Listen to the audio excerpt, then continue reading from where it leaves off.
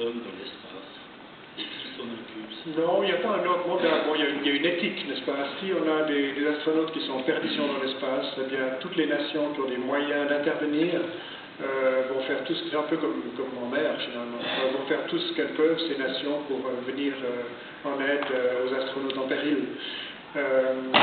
Mais à ceci près, et encore une fois, ça serait vraiment emprunté du monde maritime, à ceci près, non, il n'y a pas de véritable ordre. Bien sûr, il y a une certaine coordination, dans le sens que si on fait du spatial habité ou non habité, on consulte ses voisins pour voir si du point de vue orbite, du point de vue éventuellement partage de moyens de communication, on peut travailler ensemble et coopérer.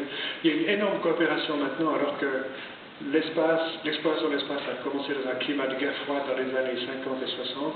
Maintenant, c'est vraiment la coopération. Je pense par exemple à Phoenix, la dernière sonde martienne qui s'est posée dans une région polaire de Mars il y a quelques mois, sonde américaine. Elle a utilisé Mars Express pour les retransmissions radio. Donc il y a une coopération de l'ESA et la NASA.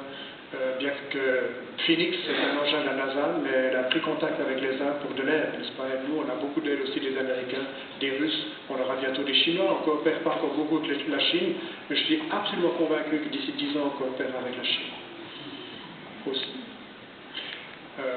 Donc voilà, il n'y a personne qui régit en fait tout ça, mais on prend des contacts quand même, on essaie de coopérer et de coordonner.